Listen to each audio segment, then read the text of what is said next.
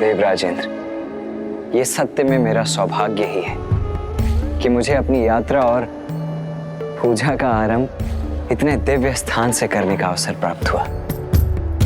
इसीलिए अब अविलंब मुझे अपनी पूजा करनी चाहिए। किंतु भ्राता, किंतु परंतु का समय नहीं है अभी गणेश। मुझे पूजा के लिए बेलपत्र और पुष्प भी एकत्रित करने। भ्राता सुनिए तो। नहीं गणेश, अभी मैं कुछ भी नहीं सुनने वाला हूँ। सर्वप्रथम मैं अपना कर्तव्य पूर्ण करूंगा, उसके पश्चात ही तुमसे कोई बात करूंगा।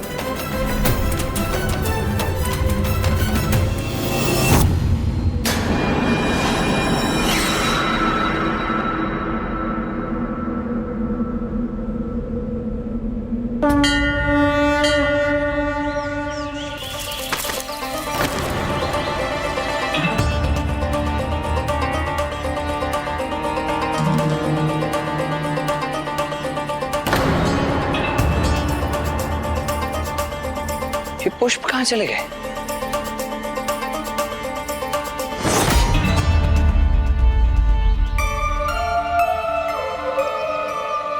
वहां बेलपत्र है, सर्वप्रथम वही ले लेता हूं।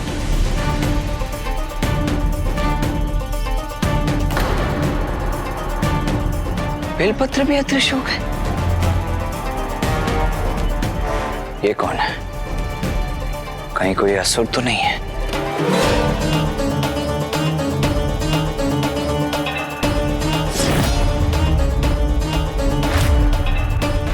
हो क्या रहा है? ये इसलिए हो रहा है भ्राता क्योंकि आपने अधूरी कथा सुनी। पूरी कथा सुने बिना पूजा की सामग्री लेने चल दिए। अधूरी कथा अर्थात? हाँ भ्राता, ये स्थान मात्र इसलिए तीर्थ नहीं है कि यहाँ प्रभु महादेव ने देवराज इंद्र को दर्शन दिए थे, अपितु इसका तो एक और बड़ा कारण है, वो भी तो सुन लीजिए। एक और कारण? क्या है वो कारण गणेश? भ्राता, श्री केदारनाथ धाम वो पावन स्थान है जहाँ प्रथम बार पिताश्री और माता ने समस्त संसार के समक्ष ये सत्य उजागर किया था कि कैसे दोनों पृथक होते हुए भी वैवाहिक रूप में एक ही हैं। अर्थात? यही वो स्थान है जहाँ देह रूप में पिताश्री और माँ एकाकार हुए और सर्वप्रथम अर्धनारीश्वर के रूप में प्रकट हुए।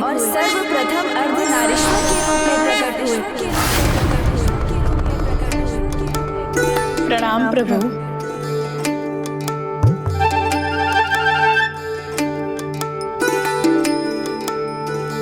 संस्कारी, सुशील, सर्वगुण संपन्न है कुमारी देवसेना। कैलाश को ऐसी एक योग्य पुत्रवधू की आवश्यकता है। माता, मेरा मन तो अधीर व्याकुल हुआ जा रहा है उन्हें ये बताने के लिए कि वही गणेश जी की होने वाली भाभी और माता आपकी पुत्रवधू हैं। मैं समझ सकती हूँ नंदी जी, किंतु अभी हमें थोड़ा धीरज रखना होगा। पुत्र कार्तिकेय ने अभी विवाह के लिए अपनी स्वीकृति नहीं दी है।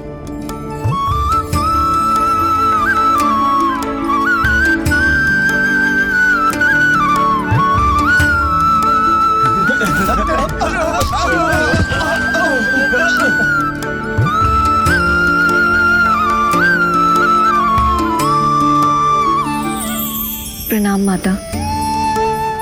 माता, मैंने अवश्य ही कोई महान पुण्य किए होंगे जो आपकी और जगत पिता महादेव की छत्र छाया में सुरक्षित रहने का अवसर प्राप्त हुआ।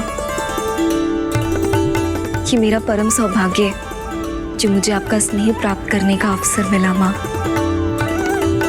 अरे अब तो तेलात्मी तत्लताया और माता का आशीर्वाद आप में सदैव रहेगा। तोतला जी, क्या क्या कह रहे हैं ये गण? अच्छा है कि तोतला जी को समझना बिल्कुल भी सरल नहीं। माता, ये क्या बोल रहे हैं और सभी मुझे इतनी उत्सुकता से क्यों देख रहे हैं?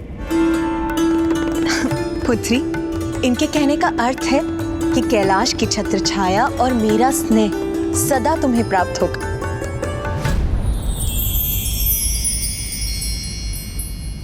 देवसेना को तो अपने पूर्व जन्म के वरदान की कोई स्मृति ही नहीं, अन्यथा इसको लेकर कैलाश में जो उत्सुकता है उससे ये समझ जाती। हम इसे अपने होने वाली पुत्र वधू के रूप में देख रहे हैं, किंतु इसके मन में भी कार्तिकेय के भांति विवाह को लेकर कहीं अनिच्छा तो नहीं? माता, मैं आपकी कुछ सहायता करूं?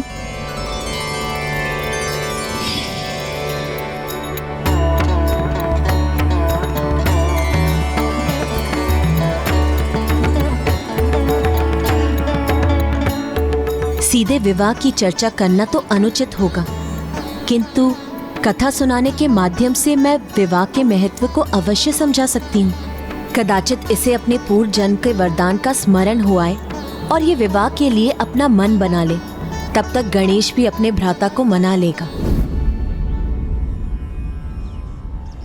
अब भ्राता को कैसे समझाऊं कि विवाह एक समझौता नहीं, बंधन नहीं, अपितु दायित्वों भरा मर्यादित जीवन की ओर बढ़ा एक पग है।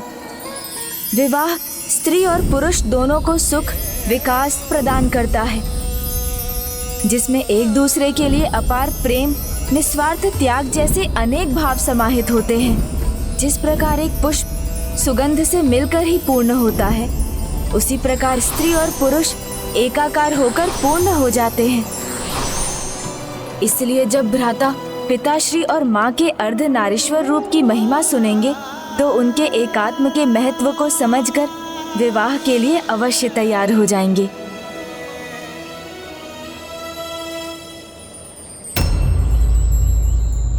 अब फिर किस विचार में डूब गए हो तुम गणेश? सुनाओ कथा, आगे सुनाओ। किस प्रकार पिताश्री और माँ ने अर्धनारीश्वर रूप धारण किया? अवश्य सुनाऊंगा भ्राता, किंतु सर्वप्रथम आपको मेरे एक प्रश्न का उत्तर देना होगा। पिताश्री और माँ दोनों में महानतम कौन है, श्रेष्ठ कौन है? माता, इस प्रश्न का उत्तर भला कोई कैसे दे सकता है? स्त्री और पुरुष एक ही तत्व के दो रूप हैं। इसीलिए एक ही तत्व के दो भागों में कौन श्रेष्ठ है, ये भला कोई कैसे कह सकता है? पिताश्री और माँ दोनों श्रेष्ठता के चरम हैं गणेश। तुम मुझे शब्दों में उलझा रहे हो। नहीं भ्राता, इस प्रश्न का अर्धनारीश्वर की कथा से विशेष जुड़ाव है, क्योंकि अर्धनारीश्वर की कथा का ऐसे एक भक्त से संबंध है जो प्रभु महादेव को ही श्रेष्ठतम माना करता था। और उस भक्त का नाम था ऋषि भृंगी।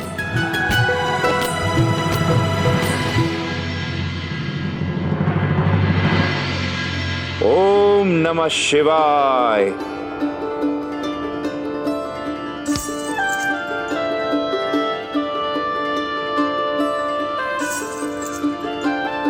ओम नमः शिवाय। ओम नमः शिवाय। प्रभु महादेव की पूजा में लीन ऋषि भृंगी ने केदार धाम को अपना निवास बना लिया।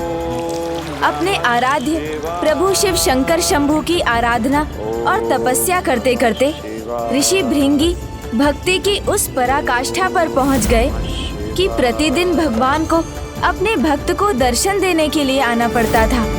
और ऋषि भृंगी प्रभु के दर्शन के साथ ही अपने नेत्र खोलते और उनका मंत्रोच्चारण भी प्रभु प्रदक्षिणा के बाद ही थमता। ओम नमः शिवाय। ओम नमः शिवाय।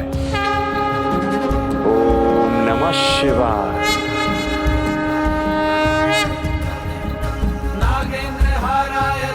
ओम नमः शिवाय।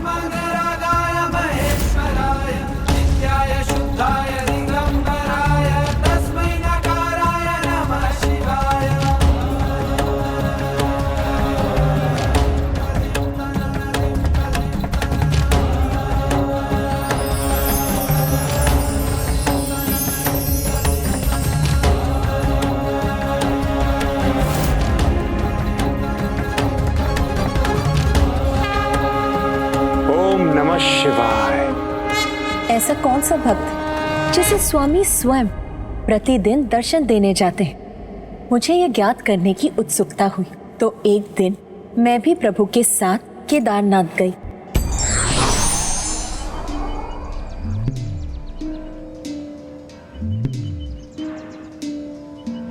प्रणाम प्रभु।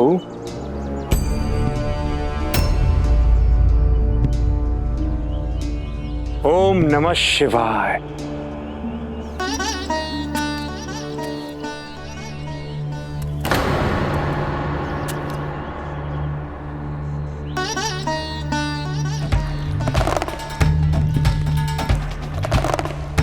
ओम नमः शिवाय।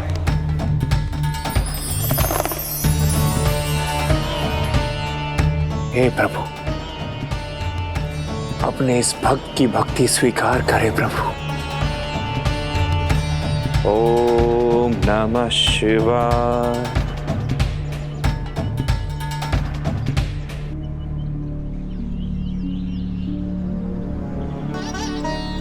ओम नमः शिवाय।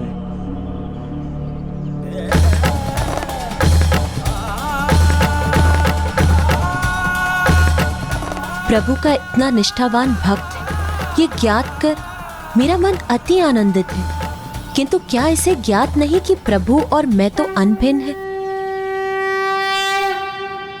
ऋषि भृंगी ने ओम नमः अपनी संपूर्ण शिवाय। निष्ठा और भक्ति प्रभु महादेव पर उड़ेल दी और माता को सर्वथा अनदेखा कर दिया।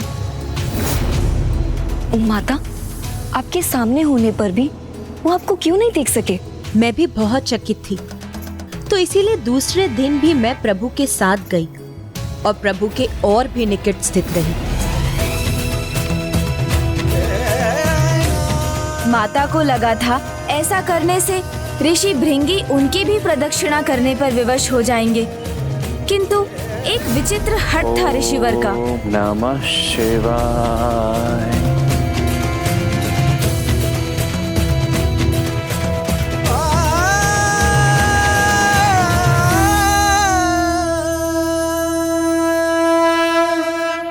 अर्थात मैंने उचित ही समझा था। ऋषि भृंगी को मेरी भक्ति में कोई रुचि नहीं। माँ ने ऋषिवर को अपनी भूल सुधारने के और भी अवसर दिए, वो पिताश्री के और भी निकट स्थित हो जाती, किंतु ऋषिवर ने अपने हठ का परित्याग नहीं किया। वो एकमात्र प्रभु महादेव की प्रदक्षिणा करने का कोई ना कोई उपाय ढूंढ ही लेते थे।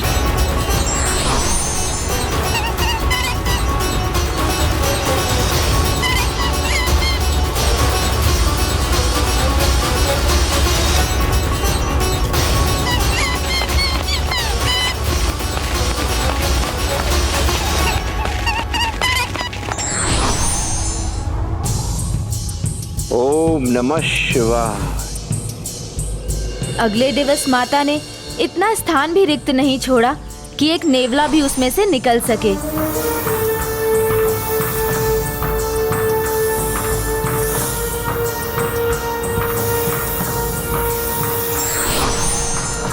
ओम नमः शिवाय।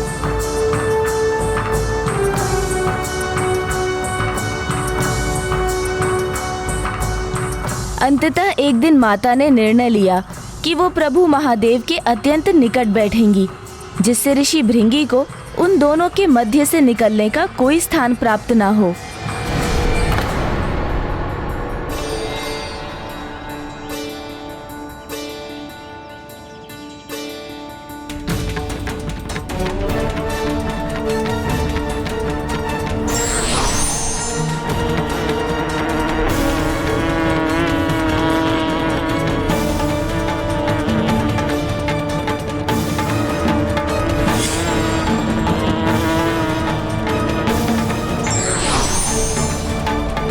प्रभु भक्ति का ये अर्थ नहीं कि भक्त उनके अर्ध भाग को ही स्वीकार करे। ओम नमः शिवाय। ओम नमः शिवाय।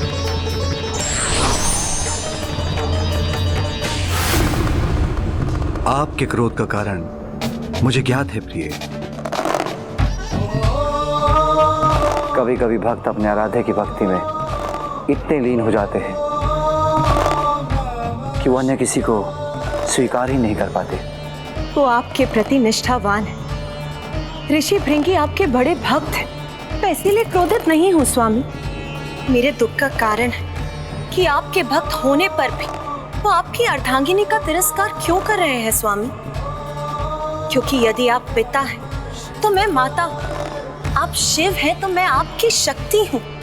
फिर आपके भक्त का ये कैसा हट है? प्रिय, ऋषि भृंगी सत्य को भूल रहे हैं कि आपके बिना मैं अपूर्ण हूं, इसलिए वो मेरे अर्ध रूप की ही भक्ति कर रहे हैं। किंतु अब समय आ गया है कि इस भक्त को ज्ञात हो जाए कि मेरे प्रति उसकी भक्ति अधूरी ही है। प्रिय, जग को सीख देने के लिए हमें एक ऐसा मार्ग अपनाना होगा जहां हम दोनों होकर एक हों। ऐसा तालमेल का उदाहरण प्रस्तुत करें जिससे उच्च स्तर के जीवन के लिए समझौता करना सीख सके। पिताश्री और माँ दोनों एक समझौते के अनुसार कार्य करने के लिए तैयार थे। कैसा समझौता गणेश? ऐसा समझौता जिसके अनुसार वो दोनों ऋषि भृंगी के साथ साथ संपूर्ण जगत को एक अत्यंत महत्वपूर्ण सीख देने वाले थे।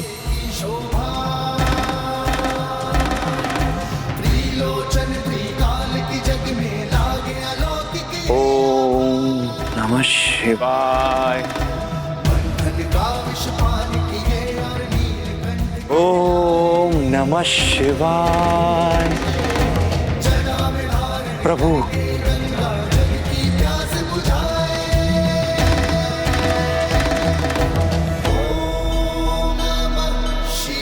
ओम नमः शिवाय।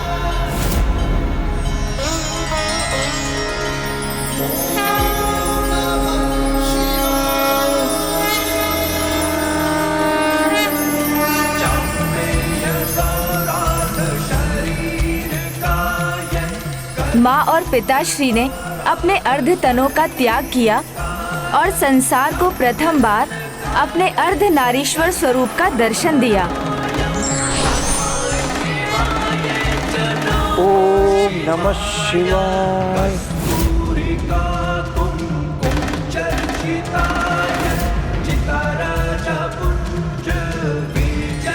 ओम नमः शिवाय। ओम नमः शिवाय।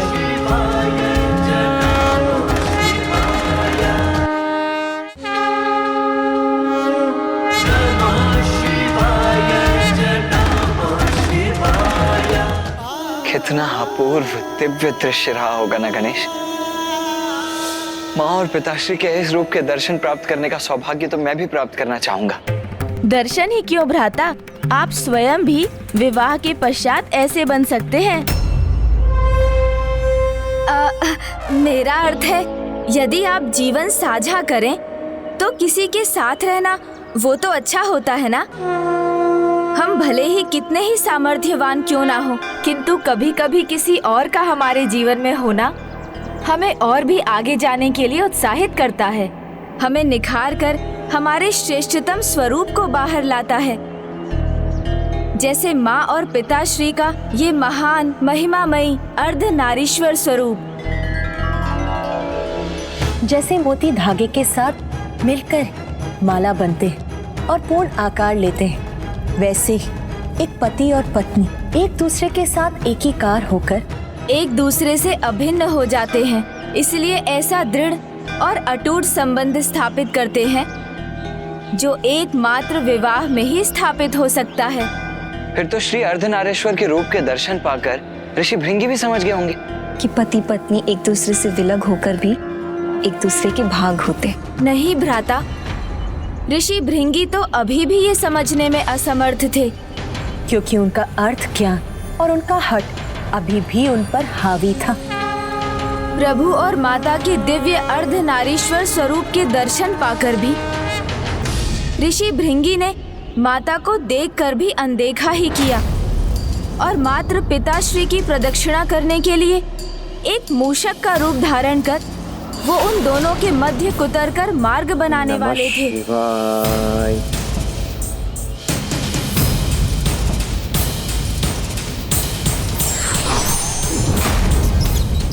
माता को ऋषि की भावना का आभास हुआ तो उनका क्रोध चरम सीमा पर पहुंच गया।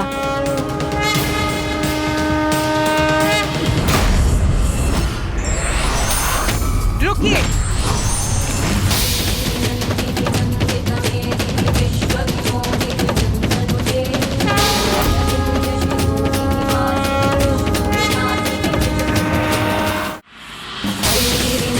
भगवान के लिए भक्त भी पुत्र समान ही होते हैं। इसलिए यदि पुत्र कोई भूल करता है तो उसे सुधारना भी भगवान का ही कार्य होता है। उसी प्रकार भक्त की अज्ञानता को दूर कर उसे उचित मार्ग पर लाना भी भगवान का ही कार्य है। अब आपको समझाने का एक ही उपाय है, इसलिए अब मैं तुम्हें श्राप देती हूँ। तुम्हें अपने आराध्य के पुरुष तत्व में ही आस्था है ना? तुम्हारे तन से तुम्हारा रक्त, तुम्हारी मांसपेशियां जो तुम्हारे स्त्री तत्व से उत्पन्न हुई हैं, वो इसी क्षण लुप्त हो जाएं, जिससे तुम्हें तुम्हारे आराध्य की पूर्णता का आभास हो सके। माता,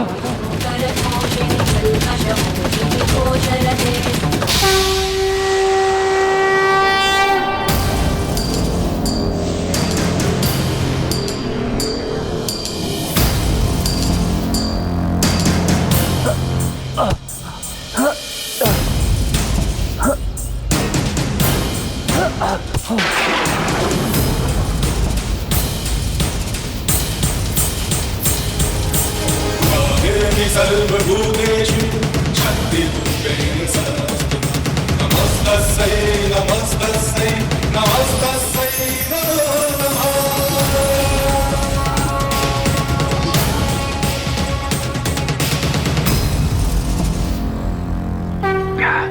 क्षमा करें माता, मैं पूर्व में नहीं समझ पाया कि आप दोनों एक दूसरे के बिना अपूर्ण है माता। शक्ति के बिना शिव नहीं और शिव के बिना शक्ति है। मुझसे बहुत बड़ी भूल हुई है, इसके लिए मुझे क्षमा करें माता। हम ही नहीं, इस सृष्टि के सभी के भीतर पुरुष और स्त्री तत्व दोनों एक दूसरे के पूरक है। और जब विवाह उपरांत स्त्री और पुरुष एक साथ आते हैं तो पति पत्नी के रूप में अर्धनारीश्वर जागृत होता है और वो एक दूसरे से अभिन्न हो जाते हैं। इसमें दाहिने हाथ पर पुरुष और बाईने हाथ पर स्त्री तत्व होता है, जिसमें से एक का भी ना होना उन्हें अपूर्ण कर देता है। अज्ञानतावश आपके इस भक्त से बहुत बड़ी भूल हुई है। मैं आपको नहीं, अपने आराध्य प्रभु महादेव के अर्धभाग को अपमानित करने का अपराध किया है माता। क्षमा करे माता, क्षमा करे माता, क्षमा करे।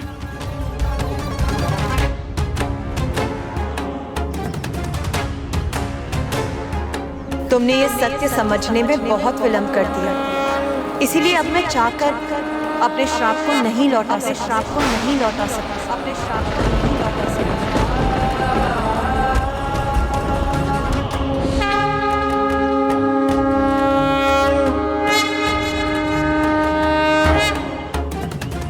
तुमने ये सत्य समझने में बहुत विलंब कर दिया, इसीलिए अब मैं चाहकर अपने श्राप को नहीं लौटा सकता।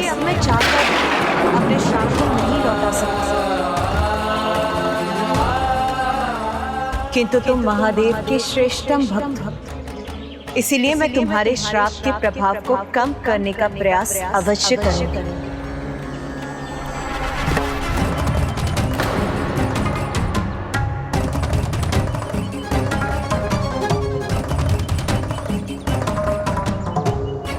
इतना बड़ा अपराध हुआ है मुझसे कि मैं अपने प्रभु के सुंदर और सौम्य पक्ष को देख नहीं सका। मैं क्षमा के योग्य तो नहीं माता, किंतु आप शाप कम करने की कृपा कर रही। दंड मुझे मिलना चाहिए माता, किंतु आप मेरा शाप कम करे, मैं इसका इच्छुक नहीं। मैं तो बस इतना चाहता हूँ माता कि जिस प्रकार मैं प्रभु की प्रदक्षिणा कर अपनी पूजा करता आया, उसी प्रकार मैं आप दोनों प्रदक्षिणा कर सकूं। तथास्तु, तथास्तु।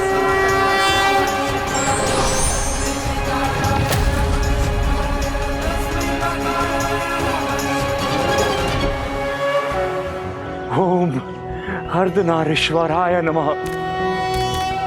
ओम गौरी शंकराय नमः।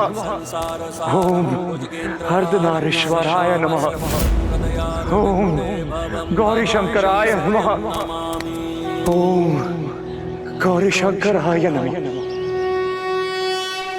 आज वास्तव में तुम्हारी पूजा संपन्न हुई है भृंगी, इसलिए मैं तुम्हें आशीर्वाद देता हूँ कि आज के बाद तुम मेरे प्रमुख गण के रूप में मेरे साथ कैलाश में ही स्थित रहोगे।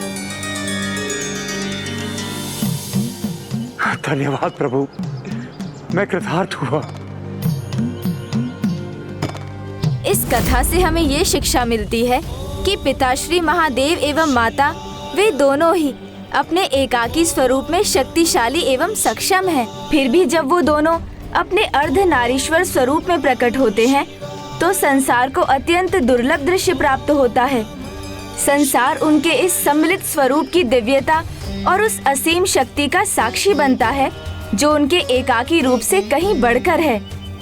हम सभी स्वयं में सक्षम होते हुए भी जब अपनी शक्ति और योग्यता को किसी दूसरे के साथ बांटते हैं तो उसका जो परिणाम आता है वो हमारे एकाकी रूप की क्षमता से बढ़कर होता है, क्योंकि दोनों परस्पर मिलकर एक दूसरे को पूर्णता प्रदान करते हैं। और यही है विवाह का पहला संकल्प जो माता और पिताश्री ने केदारनाथ में अपने अर्धनारीश्वर स्वरूप के द्वारा हमें समझाया।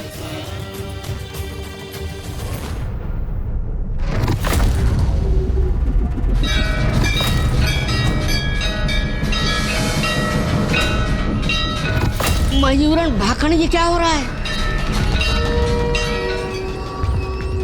इस दिव्य स्थान में प्रवेश करना कठिन है। हाँ, यहाँ दूर रहकर इनके रहस्य ज्ञात करेंगे हम। तीर्थ व्रतोद्यापन यज्ञ कर्म मया सहैव प्रिय वयम कुर्वे वामांग मायामी तदा तृतीयम प्रवीति वाक्यम प्रथमम कुमारी, जिसका अर्थ है पति को सदा अपनी पत्नी और पत्नी को सदा अपने पति को किसी भी तीर्थ यज्ञ अथवा सभी बड़े और छोटे कार्यों में भागी बनाना चाहिए, जिससे वो अर्धनारीश्वर के समान एकीकार होकर अपनी संपूर्णता में उस कर्म का फल प्राप्त कर सकें।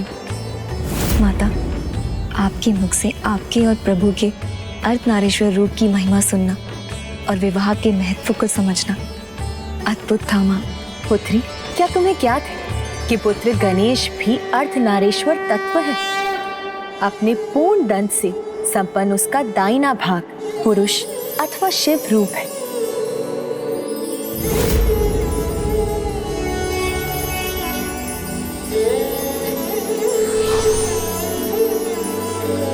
माता, आपके छोटे पुत्र गणेश जी की यह महिमा जानकर हम अत्यंत आनंदित हैं, किंतु आपके बड़े पुत्र देव सेनापति कुमार कार्तिकेय जी? मैं पुत्र गणेश को लेकर नहीं, अभी तो पुत्र कार्तिकेय के ही भावी जीवन को लेकर विचार मग्न। वो पूर्ण रूप से अपने पिता के ही समान, उन्हीं के समान पराक्रमी, धर्मपरायण, सदा ध्यान में लीन रहते हैं और अपने कर्तव्य के प्रति पूर्ण रूप से समर्पित है मेरा पुत्र। मैं आप दोनों को एक वचन देता हूं कि आपके अगले जन्म में जब सभी परिस्थितियां उचित होंगी मैं आप दोनों से विवाह अवश्य करूंगा।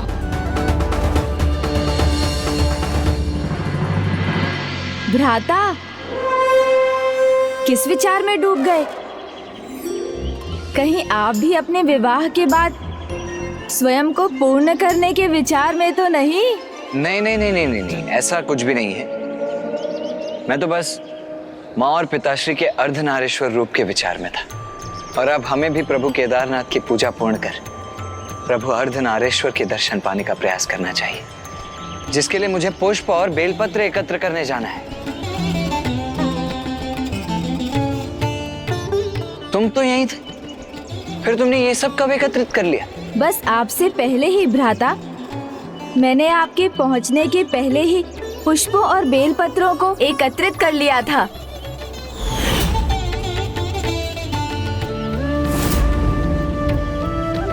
बेलपत्र भी अदृश्य हो गए? ओह, तो वो तुम्हारा कार्य था। किंतु अपने ज्येष्ठ के साथ ऐसी धृष्टता क्यों की तुमने गणेश? आपका ध्यान आकृष्ट करने के लिए भ्राता, और क्यों? क्योंकि यदि मैं ऐसा ना करता तो आपका ध्यान मुझ पर कभी केंद्रित ना होता, और यदि वैसा ना होता तो आप इतनी महत्वपूर्ण कथा भला कैसे सुनते? केवल और केवल इस कथा के कारण तुम्हें मैं क्षमा कर रहा हूँ गणी। और अब जब तुम्हारे हाथों से ये पुष्प और बेलपत्र एकत्रित हो ही चुके हैं तो ये पूजा भी हम साथ मिलकर ही संपन्न कर लेते हैं। अवश्य भ्राता।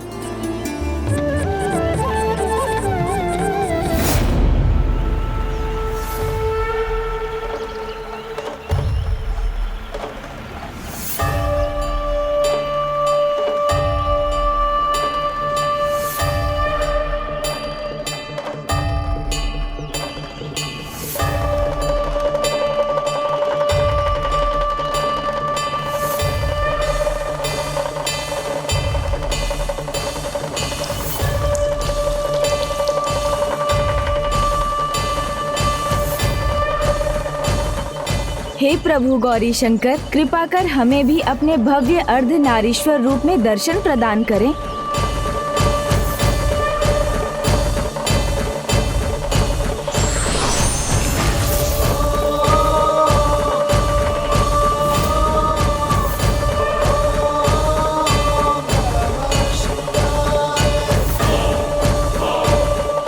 माँ, पिताश्री, ये मेरा परम सौभाग्य है कि मुझे अपनी यात्रा यहाँ इस पावन धाम से आरंभ करने का सौभाग्य प्राप्त हुआ। और इस पावन धाम पर आप दोनों के इस रूप के दर्शन पाकर मैं धन्य हो गया हूँ।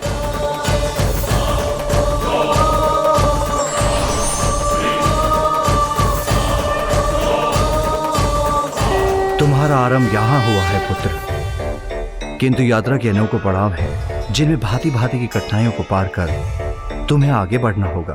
तभी तुम उन शक्तियों को प्राप्त कर सकोगे जिनसे सूरपद्मन का वध संभव होगा। किंतु तुम्हें आगे कैसे बढ़ना है इसका ज्ञान तुम्हें यात्रा के अगले चरण पर ही होगा। तुम्हारी यात्रा का अगला पड़ाव है काशी, जहाँ काशी में तुम्हें मेरे विश्वनाथ रूप और तुम्हारी माता के मणिकर्णिका रूप के दर्शन प्राप्त होंगे, जिससे तुम्हें उनके स्वरूप और उनके तत्व का परिचय प्राप्त होगा। और पुत्र, मेरे देवी मणिकर्णिका स्वरूप से तुम्हें वो प्राप्त होगा जिससे तुम पशुपतास्त्र प्राप्त कर सकोगे।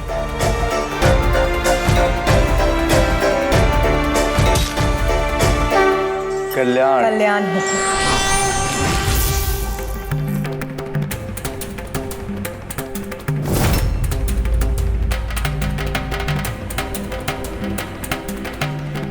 प्रभु केदारनाथ के शुभ दर्शन पाकर अब जब हम सभी इतने उत्साहित हैं, तो सेनापति बीरबाहु सेना को यात्रा के अगले पड़ाव काशी की ओर जाने के लिए तैयार कीजिए। पिताश्री की सर्वाधिक प्रिय काशी।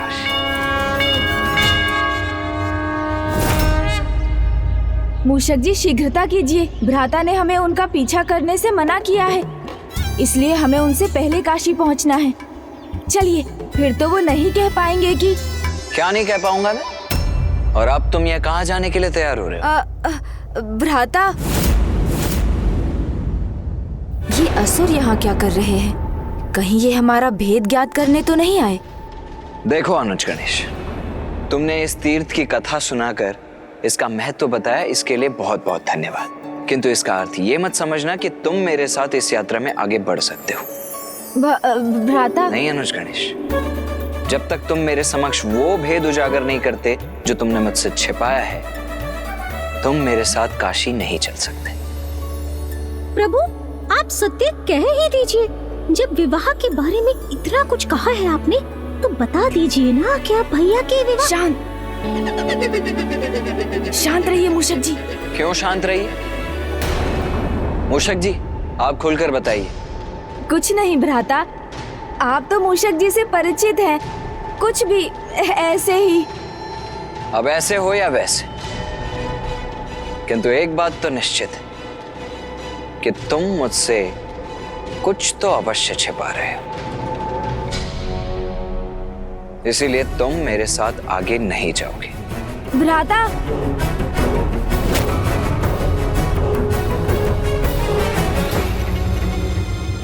ये बात स्मरण रखना कि जब तक तुम मुझसे कुछ छिपाओगे तब तक तुम मेरे साथ कहीं भी नहीं आ पाओगे, कहीं भी नहीं।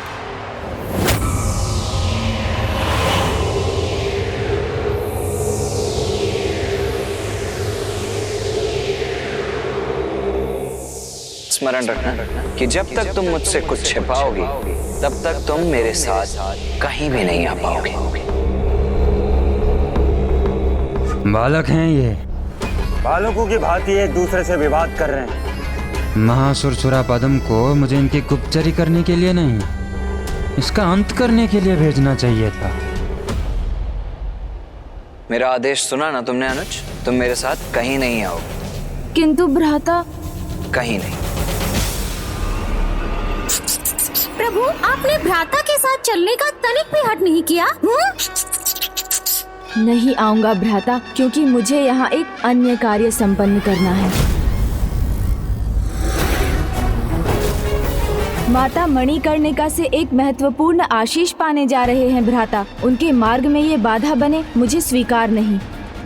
ये दुष्ट यहाँ सुरा पद्मन का भेदिया बनकर आया अवश्य है, किंतु ये जाएगा हमारा सेवक बनकर।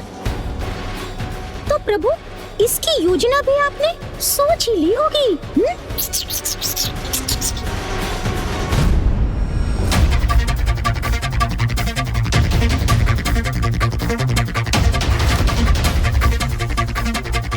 उचित है, यह घाटी ही इन सब की मृत्यु शैया बनेगी। एक ही बार में कथा समाप्त। कथा थी, समाप्त होगी।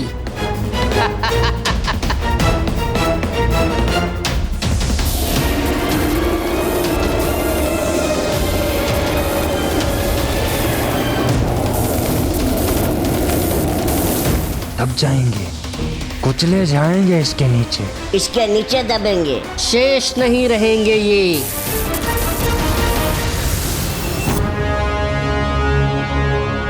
ये क्या हुआ? ये कण जिन पर मेरा भाखन का नियंत्रण था, ये बिखर कैसे गए? थोड़ा प्रयास करता हूँ।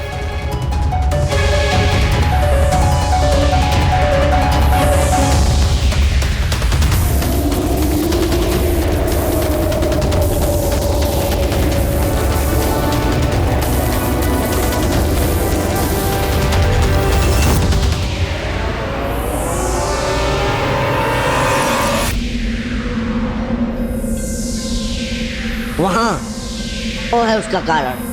हाँ, यही बिगाड़ रहा है आपका नियंत्रण।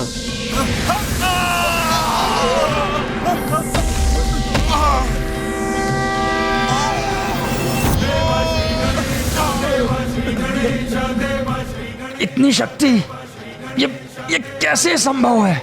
आपका सेवक हूँ, किंतु कदाचित भूल तो आपसे हो रही है। ये बालक नहीं, कहीं उससे अधिक है।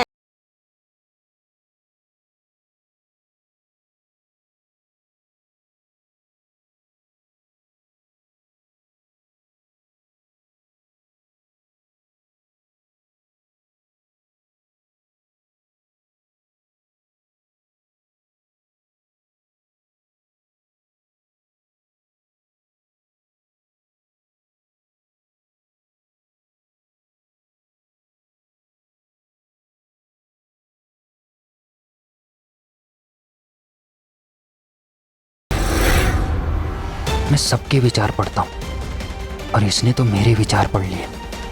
अद्भुत शक्ति का स्वामी है, मुझे सतर्क रहना होगा।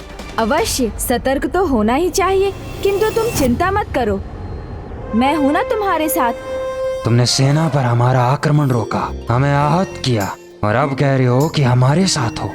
हाँ, तुम समझे नहीं, किंतु तुम्हें तिनके के समान पछाड़कर तुम्हारी रक्षा की है मैंने, क्योंकि यदि मैं तुम्हें नहीं रोकता तो मेरे अग्रज के सामने पहुंच जाते तुम, और उनकी शक्ति का तो तुम अनुमान भी नहीं लगा सकते। मैंने तो अपनी श्वास से तुम्हें पीछे भेजा, किंतु उनकी तो दृष्टि के सामने भी नहीं टिक पाते तुम। ओह, तुम तो शत्रु हो, तुम्हारा विश्वास क्यों करें हम? मत करो विश्वास, तुम्हारी इच्छा है।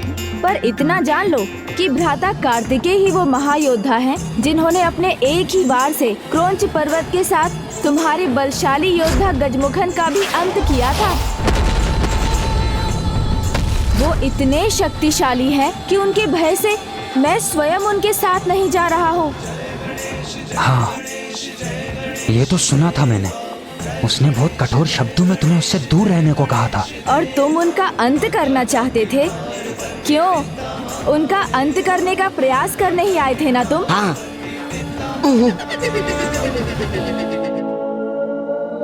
चतुर गणेशा।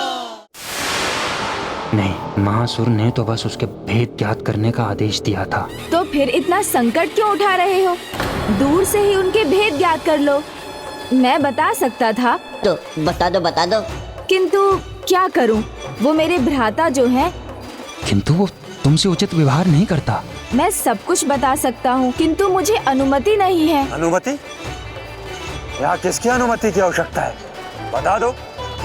अच्छा, इतना ही बता दो कि कार्तिकेय की दृष्टि से कैसे सुरक्षित रहा जा सकता है? हाँ, तो बता दो, बता दो। नहीं नहीं, हमारे ऐसे संस्कार नहीं कि असुरों के समान अपने परिवार के साथ छल करें।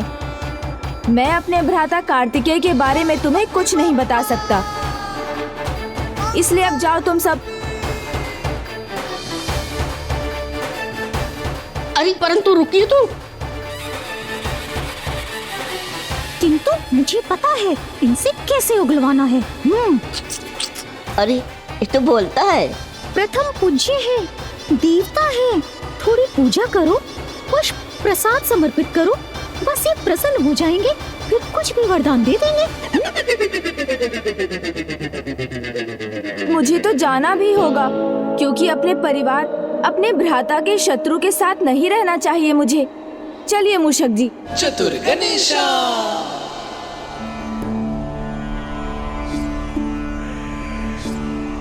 पूजा कीजिए। हाँ हाँ भाकन महाराज, पूजा कीजिए। एक गजमुख महाराज सब बता देंगे।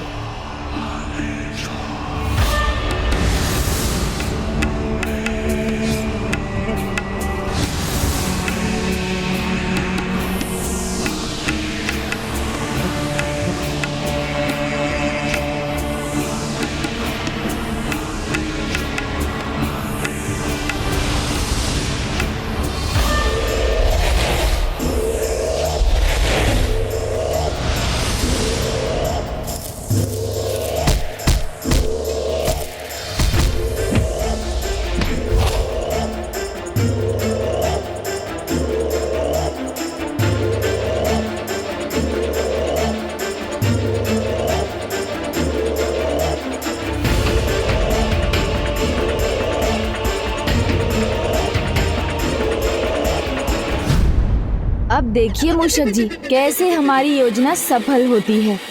ये आए तो है असुर बनकर, किंतु जाएंगे हमारे भक्त बनकर। मैं इन असुरों को भ्राता के मार्ग का बाधा कदापि नहीं बनने दूंगा। प्रभु, प्रभु, प्रभु।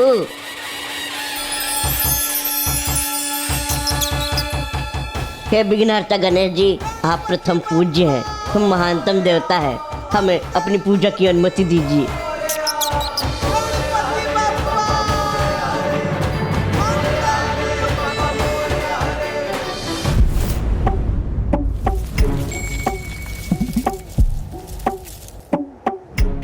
तो प्रभु चलिए आसन ग्रहण कीजिए। प्रभु,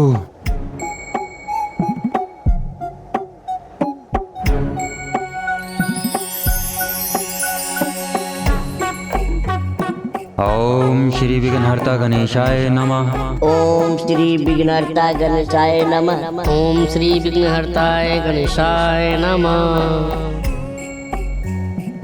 ओम श्री विघ्नहर्ता गणेशाय। देवता से पहले उनके वाहन को प्रसन्न करना चाहिए, इतना भी नहीं समझते?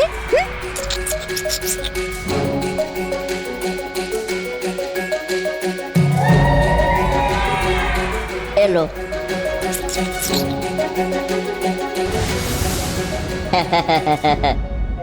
आप भी प्रसन्न हो जाइए।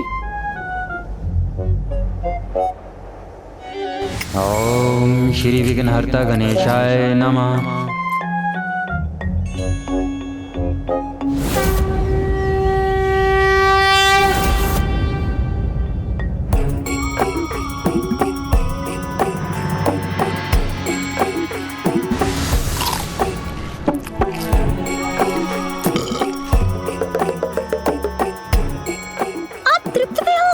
इतनी शीघ्र प्रभु, तुमने प्रसाद से प्रभु को तृप्त कर दिया।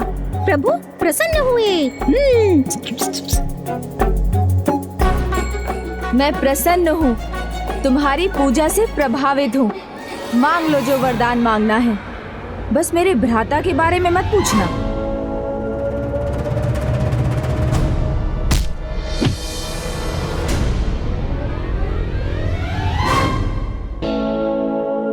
नहीं नहीं प्रभु, आपकी पूजा की, इतनी सेवा की, अब आपको हमें इतना वरदान तो देना ही होगा। देना ही होगा वरदान। हाँ, आपके भ्राता कार्तिकेय के सभी गुप्त रहस्य आपको बताने ही होंगे प्रभु। ओहो, मैं कुछ कहना तो नहीं चाहता था, पर तुमने विवश कर दिया मुझे। भ्राता काशी गए हैं, जहाँ माता मणिकर्णिका से उन्हें वो प्राप्त होगा जिससे वो असुर राज सुरापद्मन का वध कर सकेंगे।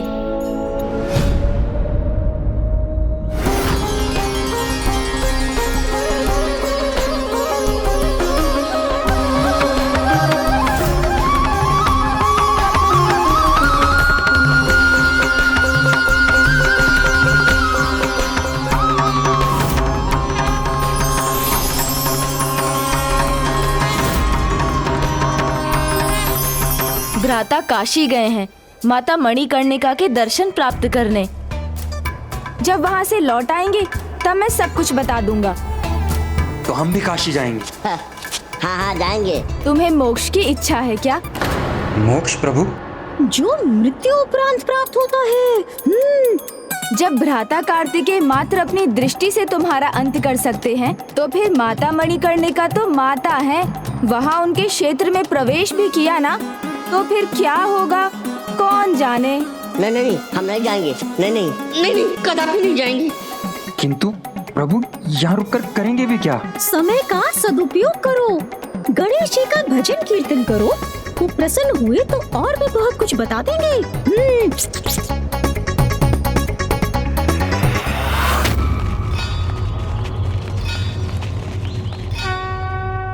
भ्राता तो अब काशी पहुँचने वाले हैं, मुझे शीघ्र जाना चाहिए।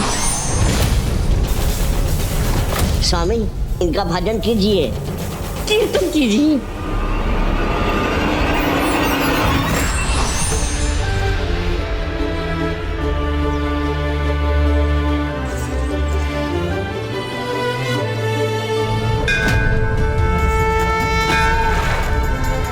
हम काशी में हैं। कहीं ये दोनों हमें मूर्ख तो नहीं बना रहे?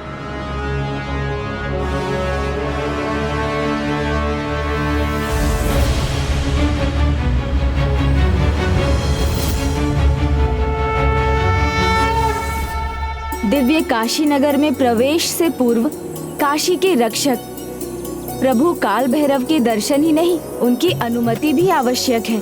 उचित कहा गणेश। प्रभु काल भैरव के भोग के लिए हमारे पास ये मिष्ठान तो है, अब बस सेनापति वीर बाहु की ही प्रतीक्षा है।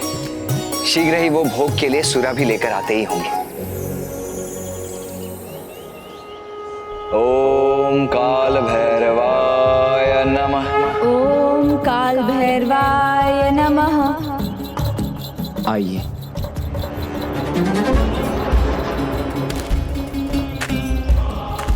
सेनापति वीर बाहु, मुझे काल भैरव के भोग के लिए सुरा यहाँ कहीं प्राप्त न हो सका। यदि बाबा काल भैरव प्रसन्न न हो तो देव सेनापति कुमार कार्तिकेय की आगे की यात्रा संभव कैसे होगी? हे बाबा काल भैरव, कृपा कीजिए कि भ्राता कार्तिकेय अपनी यात्रा संपन्न कर सके। कोई बात नहीं सेनापति वीर बाहु, आइए हम आगे बढ़ते हैं।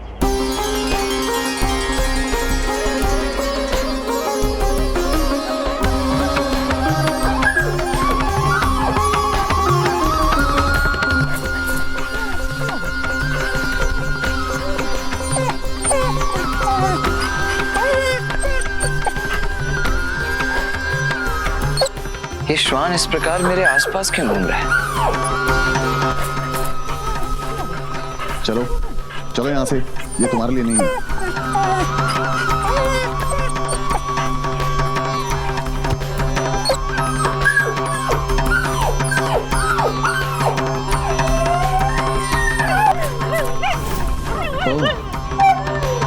तो ये श्वान मेरे हाथ से प्रसाद लेना चाह रहा है।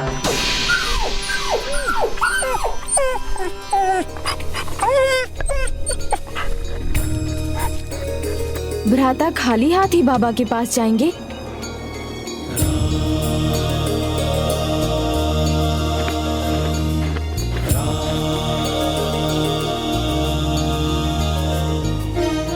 सुरा प्राप्त हुई नहीं और प्रसाद ये भूखा श्वान खा गया।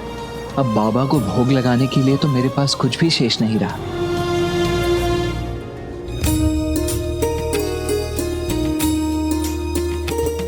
आइए देवगण।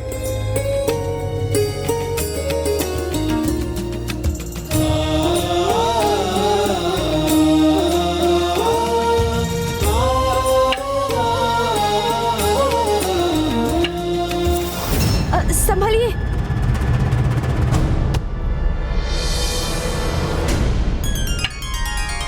पहले वो काला श्वान और अभी अघोरी बाबा कहां से प्रकट हुए?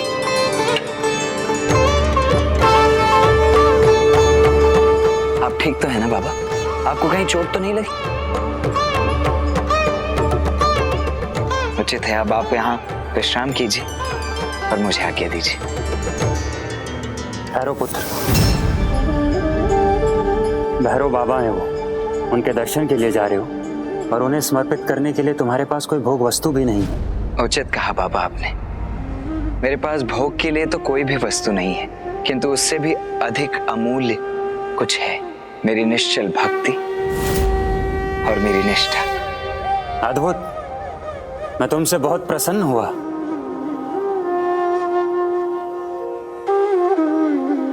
ये लो।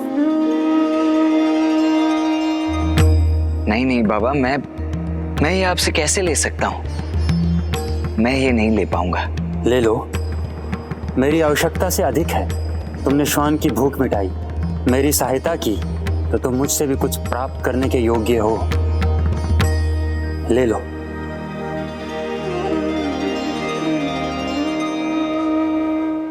आपका बहुत बहुत धन्यवाद बाबा। मात्र संयोग नहीं है ये, इसके पीछे अवश्य कोई दिव्य कारण है। जानी मन जप ही योगी सहर्षा, करता तु हरता। गले मुंड माला पाणि भस्मा भुजंग, अंग विजया। चतुर्था जपता है योगी, लोचन विशाला। जानी मन जप ही योगी सहर्षा, तू करता हरता गले मुंड माला। जानी मन जप ही योगी। हे भैरव बाबा, हमारी पूजा एवं भोग स्वीकार कर हमें काशी के इस पावन भूमि में प्रवेश करने की अनुमति दीजिए। ओम श्री काल भैरवाय नमः। ओम काल भैरवाय नमः। जप ही योगी सहर्षा, करता तू हरता गले मुंड माला। कहते सुजान जान दया मन में विषयवान, कहते सुजान जान। ये तो वही बाबा हैं जिनसे बाहर भेंट हुई थी।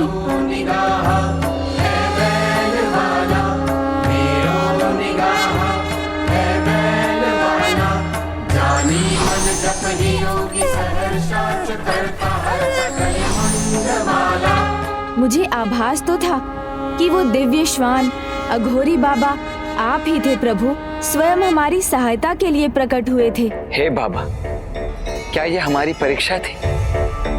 यदि हम आपकी परीक्षा में सफल हुए, यदि आप हम सबसे प्रसन्न हैं, तो हमें अपने वास्तविक रूप में दर्शन प्रदान करने की कृपा कीजिए।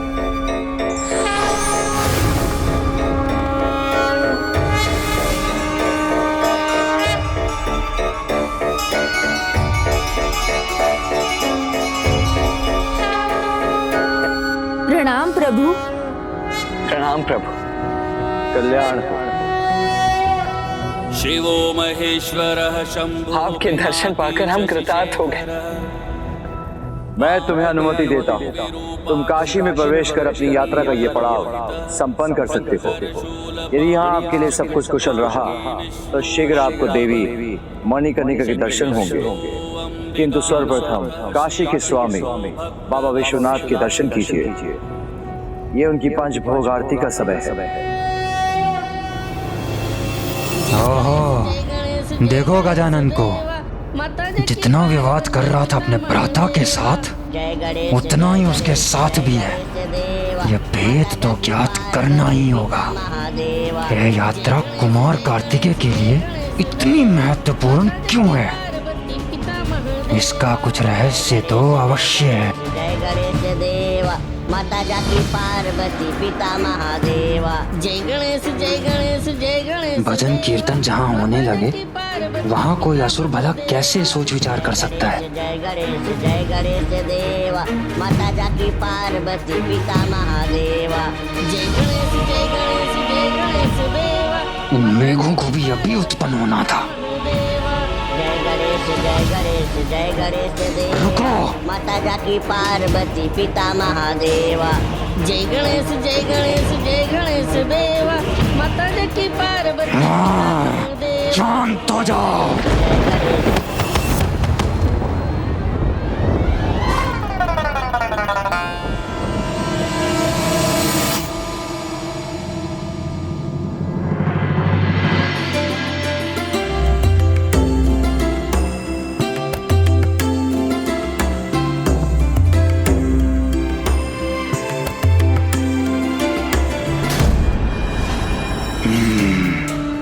तो मेरा संदेह उचित ही था।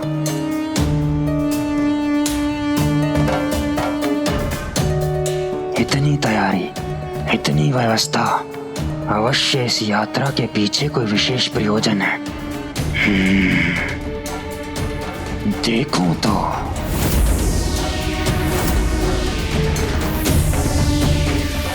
सावधान सावधान सावधान करना पड़ा ना हमें, ये स्मरण कराने के लिए कि गणेश जी ने क्या कहा था काशी को लेकर के। जब भ्राता कार्तिकेय मात्र अपनी दृष्टि से तुम्हारा अंत कर सकते हैं, तो फिर माता मणिकर्णिका तो माता है, वहाँ उनके क्षेत्र में प्रवेश भी किया ना, तो फिर क्या होगा कौन जाने। और ये भी कैसे भूल जाए? क्या किया था उन्होंने हमारे साथ।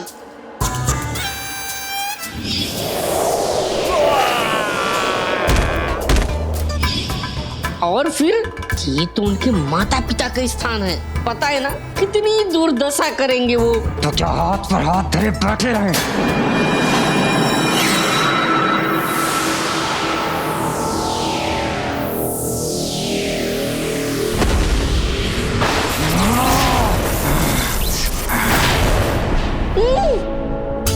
जय गणेश देवा, माता जाकी पार्वती, पिता महादेवा। जय गणेश यहाँ से निकलने दो उन्हें। कि तब वो गजानन हमारे साथ नहीं रहा तो देखना जो मैं करूँगा उसकी वो कल्पना भी नहीं कर सकते।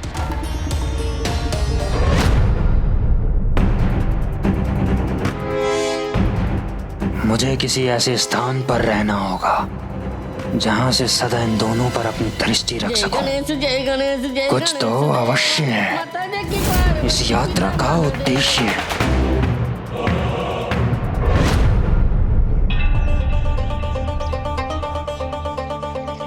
भ्राता, बाबा विश्वनाथ की पूजा के लिए 5 तत्व आवश्यक हैं: दूध, घृत, मधु, दही और गन्ने का रस प्रभु के भोग के लिए, और उसके साथ बेलपत्र और पुष्प भी चाहिए। आप उनमें से कुछ भूले तो नहीं ना?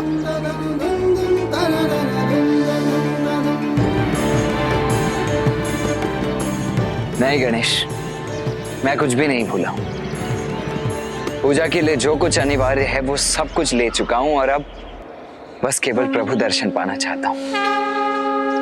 भज बाबा विश्वनाथ, भज बाबा विश्वनाथ, भज बाबा विश्वनाथ, भज बाबा, भज बाबा विभूषित वामभागम् नारायण प्रियमनङ्गमदापहारम् वाराणसीपुरपतिं भज विश्वनाथम् गङ्गातरङ्गरमणीय जटाकलापम् गौरी निरन्तर विभूषित वामभागम् नारायण प्रियमनङ्गमदापहारम् वाराणसीपुरपतिं भज विश्वनाथम् गङ्गातरङ्गरमणीय जटाकलापम् गौरी निरन्तर विभूषित वामभागम् नारायण प्रियमनङ्गमदापहारम् वाराणसीपुरपतिं भज विश्वनाथम् गङ्गातरङ्गरमणीय जटाकलापम् गौरी निरन्तर विभूषित वामभागम् नारायण प्रियमनङ्गमदापहारम्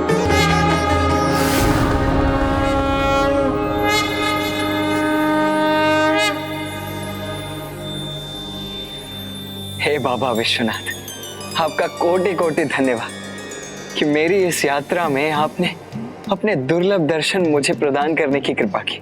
पुत्र, ये तुम्हारा दूसरा पड़ाव है उस यात्रा का, जिसके अंतिम पड़ाव को संपन्न करने के उपरांत ही तुम्हें वो पाशुपतास्त्र प्राप्त होगा, जिससे तुम सूरापद्मन को पराजित कर सकोगे।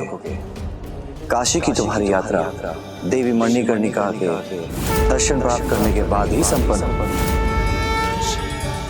हे बाबा विश्वनाथ, अब मुझे आशीष दीजिए कि मैं माता मणिकर्णिका को प्रसन्न कर उनके भी दर्शन प्राप्त कर सकूं। पुत्र, काशी वो पावन धाम है जहाँ प्रत्येक कर्म का सुफल अनेकों गुना हो जाता है। यहाँ का एक व्रत करोड़ों व्रतों के समान और एक मंत्र के जाप से करोड़ों मंत्रों के जाप का फलित प्राप्त होता है। मुझे विश्वास है तुम्हारी अटूट श्रद्धा से तुम अपनी पूजा के फल से कदापि वंचित नहीं रहोगे। जो होगा उचित होगा। इस विश्वास के साथ आगे बढ़ो। जो वो तुम्हें दर्शन प्रदान करने की कृपा करे, तुम्हें उसके लिए पूर्ण रूप से तैयार रहना होगा।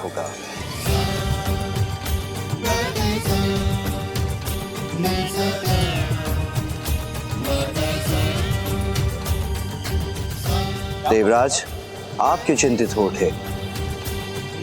क्षमा कीजिए प्रभु, माता मणिकर्णिका तो मृत्यु की देवी और वो अत्यंत उग्र, माता महाकाली के समान वो भी रक्तपान करके, फिर उन्हें प्रसन्न करना बहुत ही कठिन होगा। उचित समय पर उचित कार्य करने से ही सुफल प्राप्त होता है।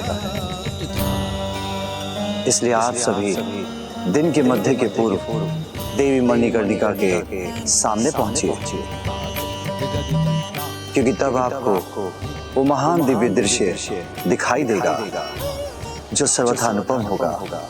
और स्मरण रखिए, जब कोई कार्य पूर्ण विश्वास और अपनी सफलता पर बिना संदेह किया जाता है, वो पूर्ण होकर ही रहता है।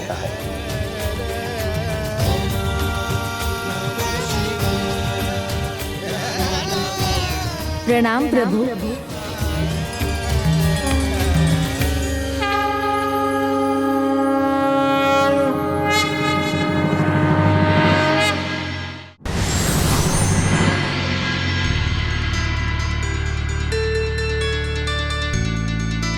जैसा प्रभु ने कहा उसके अनुसार हमें शीघ्र आगे बढ़ना चाहिए, तभी तो हम दिन के मध्य के पहले वहां पहुंचकर उस दिव्य दृश्य के साक्षी बन सकेंगे।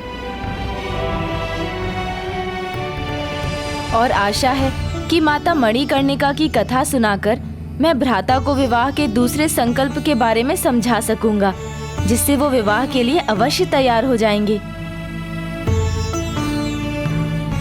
जय गणेश जय गणेश जय गणेश देवा, माता जाकी पार्वती पिता महादेवा। जय गणेश जय गणेश जय गणेश। यात्रा का एक पड़ाव पूरा हुआ तो इन्हें काशी से बाहर आना चाहिए था, किंतु ये तो कहीं और जा रहे हैं। शांत हो जाओ।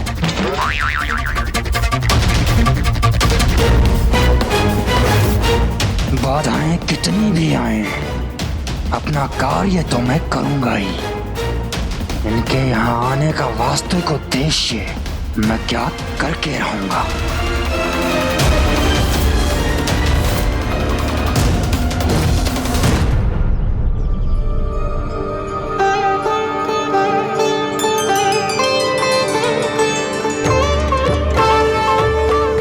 भ्राता, अभी दिन का मध्य भी नहीं हुआ है और वो देखिए, हम माँ मणिकर्णिका घाट पर पहुँच भी गए।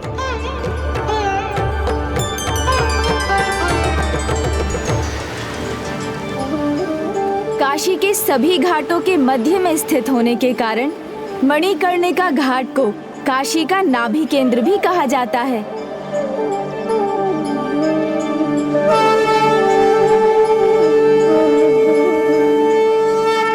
हाँ अनुज गणेश, यहाँ माता मणिकर्णिका के निकट दिव्यता के बढ़ने का एक अद्भुत आभास हो रहा है मुझे। भ्राता, काशी जैसे अत्यंत पावन धाम में भी यदि कोई सर्वाधिक पावन स्थान है तो वो यही है, क्योंकि यही वो स्थान है जहाँ श्री हरि नारायण के चक्र के प्रयोग के उपरांत माता सती की मणि जड़ित करने का यहाँ आकर गिरी थी।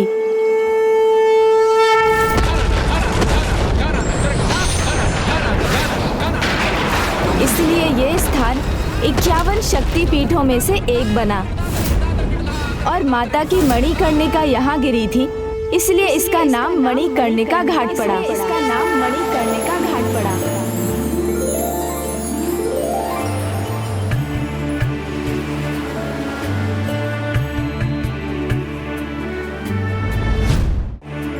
यहाँ माँ विशालाक्षी के रूप में माता की पूजा होती है। प्रणाम माता। प्रणाम माता।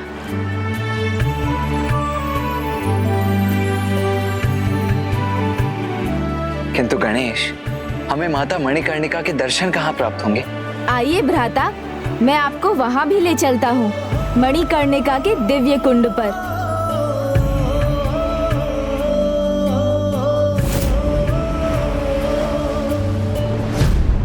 वो देखिए भ्राता, वो रही माता मणिकर्णिका, स्वर्ण सिंहासन पर विराजमान, जिनके मस्तक पर महादेव के समान तीसरा नेत्र है, जिनके तन में स्फटिक के समान शुभ्र कांति है, माणिक्य के समान जिनके तरल लाल होंठ हैं, जिनके जूड़े में मोगरे के पुष्पों का गजरा है और वस्त्र श्वेत हैं, और जो स्वयं स्फटिक के समान ही है। माता मणिकर्णिका और कोई नहीं, स्वयं अपने अन्य शाश्वत रूप में माता आदि शक्ति ही है।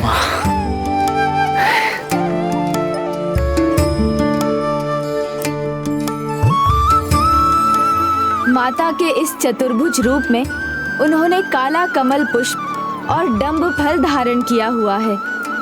नीचे के हाथ सदैव पश्चिम अर्थात काशी विश्वनाथ मंदिर की दिशा में नमस्कार की मुद्रा में जुड़े हुए हैं। उनके खुले नेत्र सदैव प्रभु दर्शन के लिए लालायित हैं। हर दिन भोर में ब्रह्म मुहूर्त के समय सर्वप्रथम माता ही प्रभु विश्वनाथ के दर्शन करने जाती हैं। बाबा विश्वनाथ के नेत्र भी माता मणिकर्णिका की ओर ही हैं, जो माता पार्वती की ही रूप हैं। उनके प्रत्येक रूप में माता प्रभु महादेव की और प्रभु महादेव माता के ही तो है। दोनों में एक दूसरे के प्रति अपार अगाध स्नेह है, समान रूप से एक दूसरे के प्रति सम्मान और परस्पर निष्ठा से समर्पित हैं। और यही उनके संबंध की सुंदरता है और यही उनके अटूट जुड़ाव का आधार है।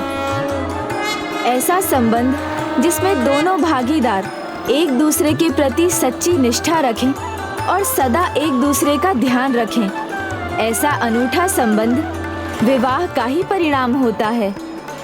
अनुज गणेश, अब हमें माता मणिकर्णिका की कथा सुनाओ। हाँ, अवश्य सुनाऊंगा भ्राता। मुझे आशा है कि ये कथा सुनकर आपके मन में भी विवाह के प्रति सकारात्मक भावना उत्पन्न हो।